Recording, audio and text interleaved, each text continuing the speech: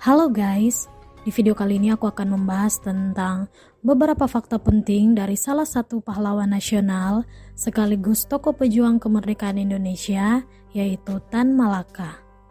Tan Malaka mendapatkan gelar pahlawan nasional berdasarkan keputusan Presiden Republik Indonesia nomor 53 yang ditandatangani Presiden Soekarno pada tanggal 28 Maret 1963. Gelar tersebut diperoleh lantaran Tan Malaka memberikan sumbangsih bagi bangsa Indonesia meskipun ia dikenal sebagai sosok yang kontroversial.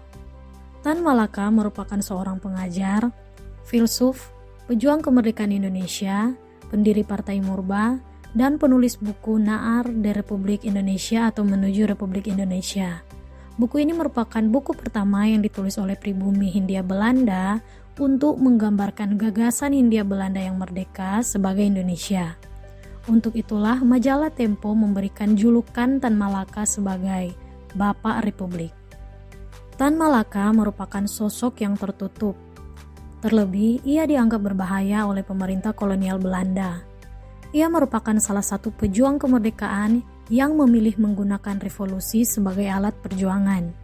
Sebagai tokoh pejuang, ia memberikan contoh kepada bangsa ini tentang berjuang dengan sangat militan dan radikal, akan tetapi dengan penuh pertimbangan, dengan jiwa revolusioner yang kuat. Ia percaya bahwa kemerdekaan dapat direbut dengan cara melawan penjajah tanpa sebuah perundingan. Baginya, perundingan baru bisa dilakukan setelah ada pengakuan kemerdekaan Indonesia 100% oleh Belanda dan sekutu. Oke guys, saat ini aku akan menjabarkan beberapa fakta penting dari seorang Tan Malaka. Fakta yang pertama adalah masa muda Tan Malaka. Tan Malaka lahir di Nagari Pandam Gadang, Sumatera Barat pada tanggal 2 Juni 1897. Nama aslinya Sultan Ibrahim. Ia mendapatkan nama gelar semi bangsawan yang didapat dari garis turunan ibunya menjadi Sultan Ibrahim Datuk Tan Malaka. Ayahnya bernama Rasad Caniago, seorang karyawan pertanian, dan ibunya Sinah Simabur adalah putri orang terpandang di desanya. Tan Malaka semasa hidupnya tidak menikah dan memilih hidup sendiri untuk kemerdekaan Republik Indonesia. Semasa kecil, Tan Malaka hidup dalam lingkungan agama yang kuat di kampungnya. Ia bahkan senang mempelajari agama, ilmu bela diri, dan bermain sepak bola.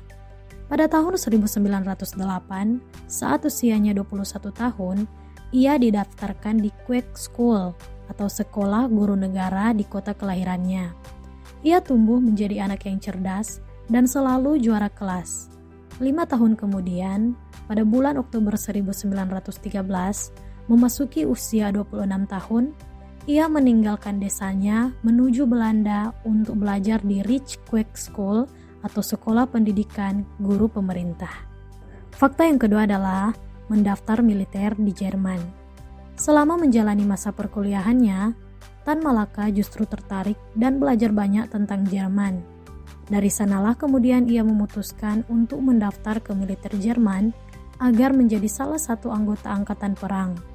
Namun, usahanya tersebut gagal karena Angkatan Darat Jerman tidak menerima orang asing. Fakta yang ketiga adalah menjadi guru dan jurnalis. Setelah lulus, Tan Malaka kembali ke kampung halamannya untuk mulai bekerja sebagai guru pada tahun 1920. Di sana, ia berkesempatan untuk mengajar anak-anak kuli di perkebunan teh di Sanembah, Tanjung Morawa, Deli, Sumatera Utara. Ia mengajarkan bahasa Melayu. Ia juga memiliki impian untuk mendirikan sekolah. Selain menjadi guru, Tan Malaka juga aktif menulis untuk media massa. Sebagai jurnalis, Tan Malaka banyak menulis tentang perbedaan mencolok antara golongan orang kaya dan orang miskin.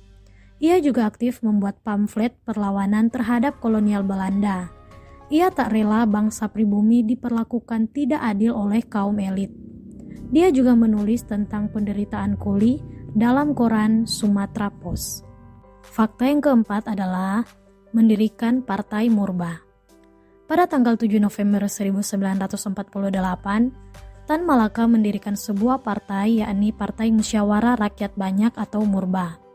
di mana partai tersebut dibentuk dengan menganut pemahaman anti-fasisme, anti-imperialisme, dan anti-kapitalisme. Selanjutnya, Tan Malaka juga membentuk sebuah pasukan gerilya pembela proklamasi guna melawan Belanda. Namun, pasukan tersebut rupanya tidak didukung oleh TNI pada masa itu. Fakta yang kelima adalah ditangkap dan ditembak mati. Sepak terjang Tan Malaka harus berakhir pada tanggal 21 Februari 1949.